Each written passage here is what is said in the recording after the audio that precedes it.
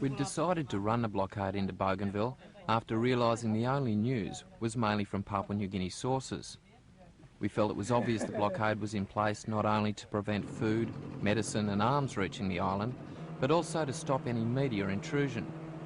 We linked up with the Bougainville Revolutionary Army in the Solomons and island hopped for 4 days until we reached one of the Solomons' outer islands. It was from here that we were to run the PNG blockade of patrol boats and the Iroquois helicopters supplied by Australia. They used this one and they put the coconut oil in it as a fuel. The BRA had set up secret petrol dumps so their boats could run a trickle of supplies back to the big island and bring sick and wounded civilians and BRA soldiers back to the Solomons. PNG gunboats had recently been crossing the border, shelling villages suspected of supplying petrol. The latest PNG incursion had resulted in civilian deaths. We left the Solomons late in the afternoon to run the blockade under cover of darkness. We had no idea what to expect when we arrived on Bougainville, at a village south of the capital, Arawa. There were no civilians because they'd fled into the hills to escape constant shelling and harassment from PNG forces.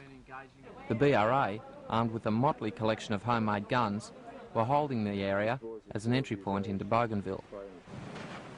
Against all odds, these people had survived 4 years of what they call the crisis.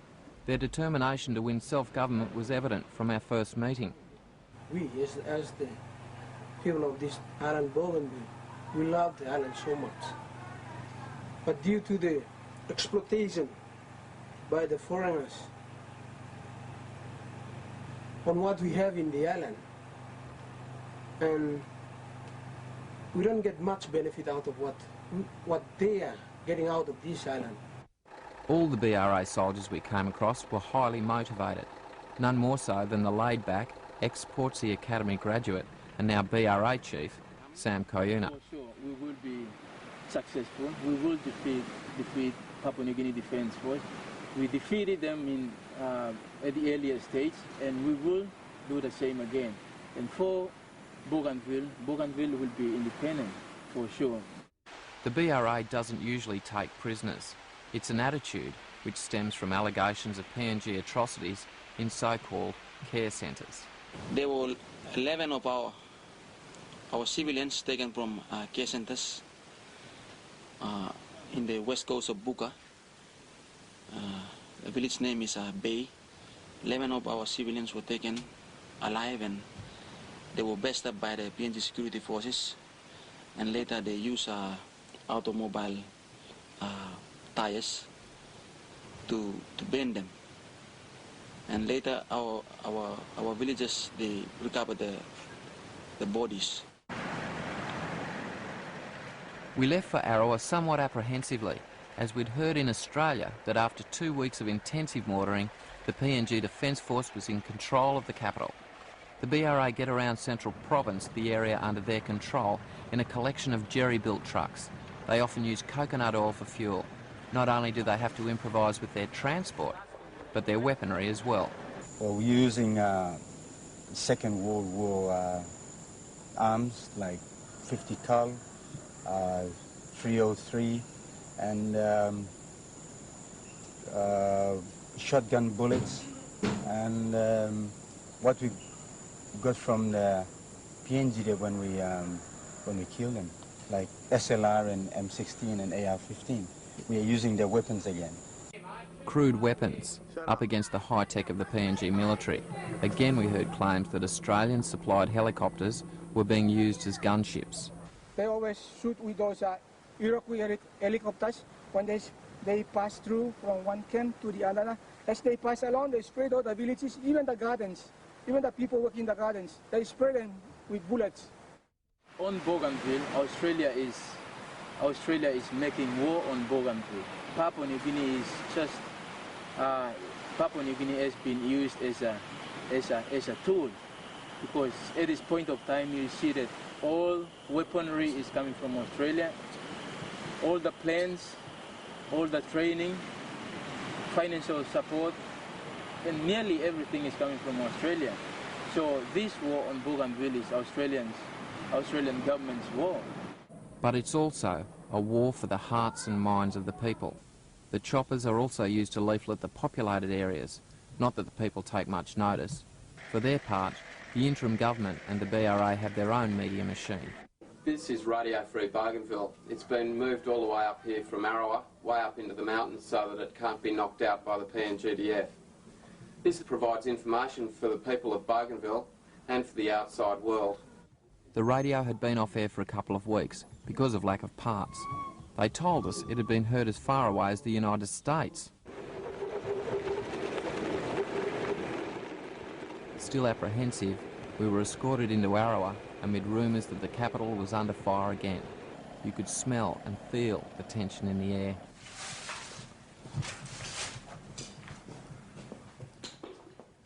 Well, we've just arrived in Arawa to hear the news that the PNG Defence Forces from Tunaroo lobbed 12 mortar shells into the provincial government headquarters this morning, and this is what is left.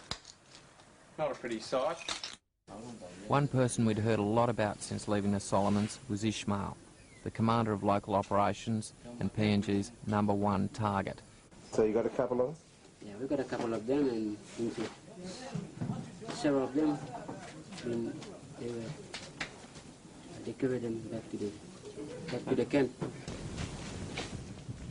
The police station had been gutted, not by PNG forces, but by the BRA, as an act of defiance.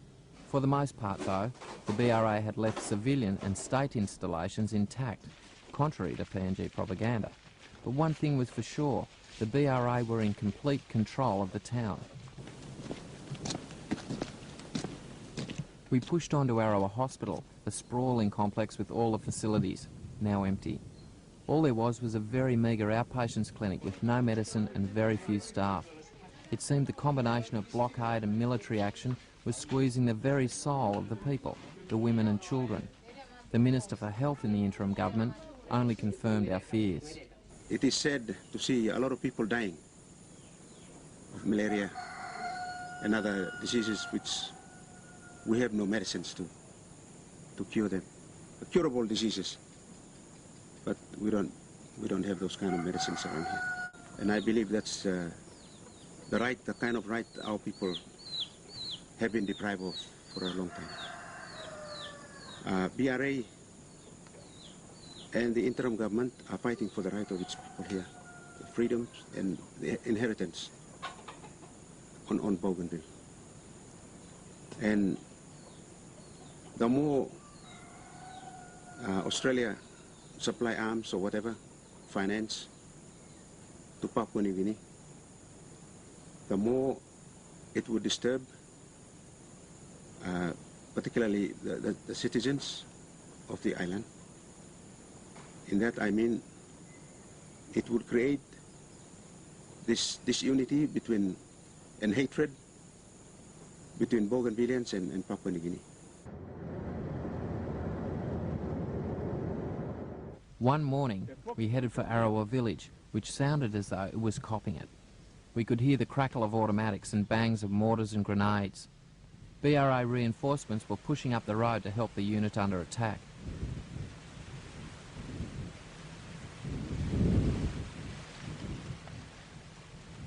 At this point, we ran into Eddie the Fox, who'd lost contact with his section.